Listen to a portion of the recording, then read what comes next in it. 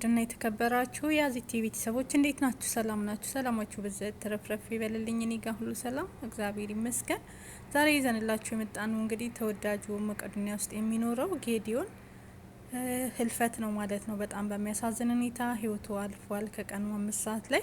ለዚሁም ደግሞ መረጃ አብሮት የነበረው የመቄዶንያ ነርስ የሆነው ወንድማችን እስኪ ራሱን ያስተዋውቃል፣ ያለውን ነገር ይነግራችኋል። እስኪ ከሱ አንደበት እንስማ በምክንያት ህይወቱ እንዳለፈ ማለት ነው። በጣም ያሳዝናል። ነፍስ ይማር። ተመልሼ እመጣለሁ። እስኪ ያዳምጡት። ገራገር እንዴት አረክልኝ የመውደድ ነገር ገራገር አንተን ባዩ በስቶ ልቤ ከሚቸገር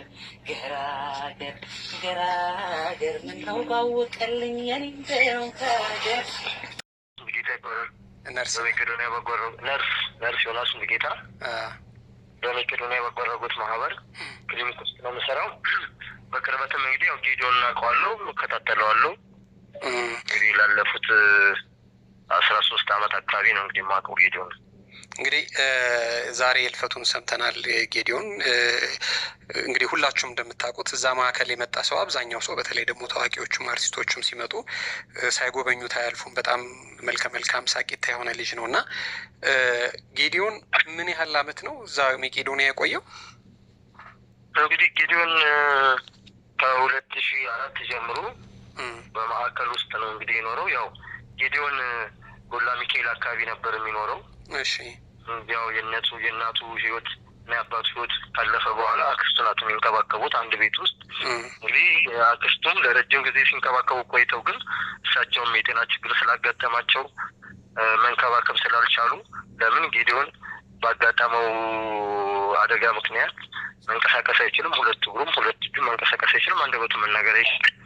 ያው በሰዓቱም ሕክምና ተወስዶ ጭንቅላት ውስጥ ደም ፈሷል እና በዚህ ሁኔታ እያለ ነው እንግዲህ አክስቱ ስትንከባከበው የነበረው። ያው ወደ መቄዶንያ ማዕከል ገብቶ ደግሞ ሕክምና እየተደረገለት በጥቁር አንበሳ ሆስፒታልም በሌሎችም ሆስፒታል ድጋፍ እየተደረገለት እስከ ዛሬ ዋለት እንግዲህ ዛሬ ሚያዝያ 4 ቀን ከቀኑ 5 ሰዓት አካባቢ ነው እንግዲህ ህይወቱ ያለፈው በጥቁር አንበሳ ስፔሻላይዝድ ሆስፒታል። ከዚህ በፊትም እንግዲህ ላለፉት 18 አመት ሕክምና እየተከታተለ ነው የቆየው እና ፊዚዮቴራፒም እየሰራ ስፒች ቴራፒም እና ሌሎች ሕክምና እየተደረጉለት ነው የቆየው። ያው የልብ ኬዝ አለበት፣ መድኃኒቶች ይወስዳል። እንግዲህ በከፍተኛ ሁኔታ ተረባርበዋል። የጥቁር አንበሳ የድንገተኛ ሕክምና ክፍል ሐኪሞችም ባለሙያዎችም ሁሉም ተረባርበዋል።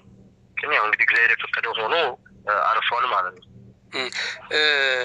እንግዲህ እንደሰማሁት ከሆነ ለቼክአፕ ነበር ሄደው። ሙሉ ጤነኛ ነበር አይደለም? ሙሉ ጤነኛ ነበር ማለት ካለበት ችግር በመለስ ሌላ የተለየ ጉዳት አልነበረበትም። ለቼክአፕ ነበር ሄደው። ምንድነው ያው እንግዲህ ይሄ ጭንቅላት ውስጥ የደም መፍሰሱ ረጅም አመት የቆየ ነው። ላለፉት 18 አመት የቆየ ነው። ያ ህመም እየቆየ ሲሄድ በሂደት ነው እንትን የሚለው። የእሱ ስኬሊክ ስትሮክ የሚባል ህመም ነው የሱ የነበረው።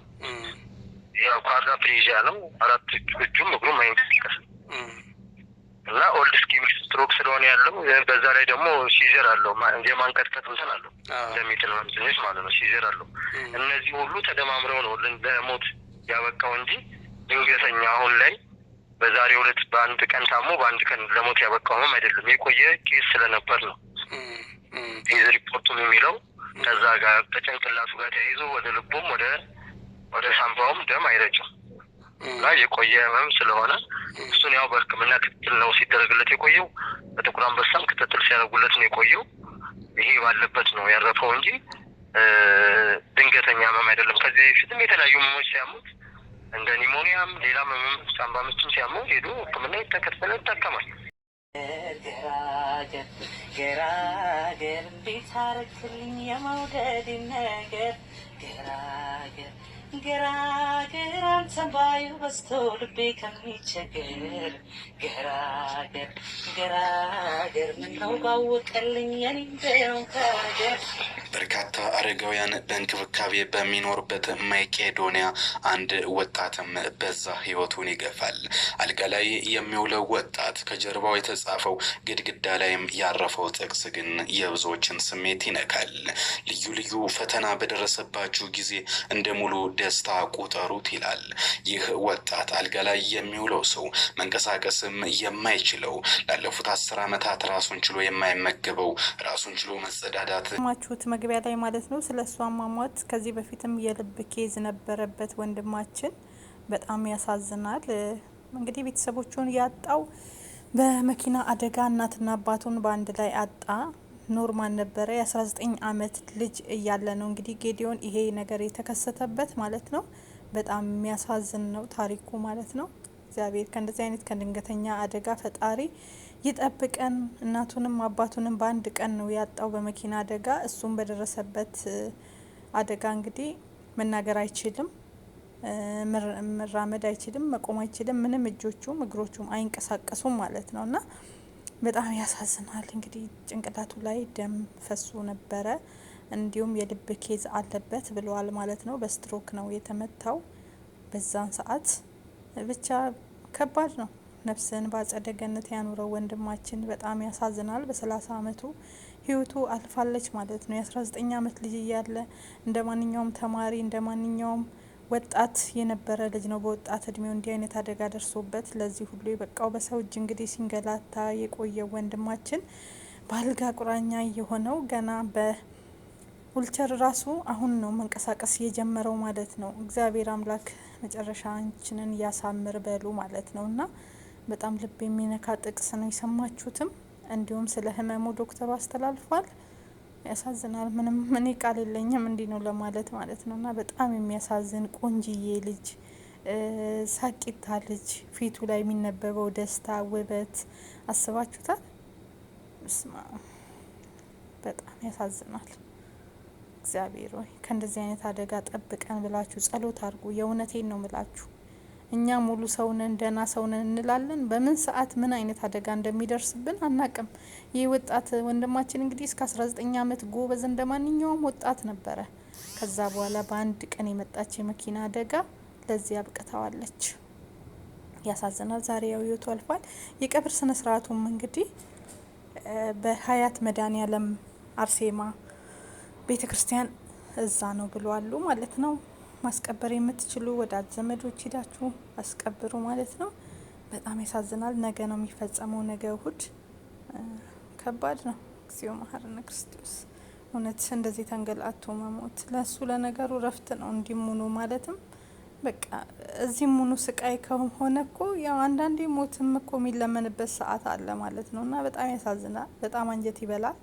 ልጅ ነው፣ ወጣት ነው፣ ሁለ ነገሩ ቆንጅዬ ነው፣ መልከ መልካም ነው፣ ያምራል። እንዲሁም የተለያዩ አርቲስቶች እየሄዱ ሲዘፍኑለት ነበረ። የሆነ ሰዓት ላይ እንግዲህ አስቴር አወቀ መታ ብትዘፍንልኝ እድናለው ብሎ ነበረ እና እሷም ሄዳ በዛ ተገኝታለች ይባላል። ፍቅር አዲስም እንደዛው እየተባለ ነበረ። የተለያዩ አርቲስቶች እየሄዱ ይጎበኙታል።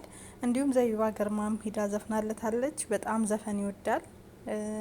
አሁን ነርሱ እንደተናገረው ዘፈን ይወዳል፣ ሙዚቃ ይወዳል።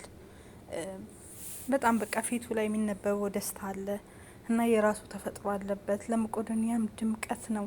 ሁላችንም አዝነናል፣ ልባችን ተሰብሯል።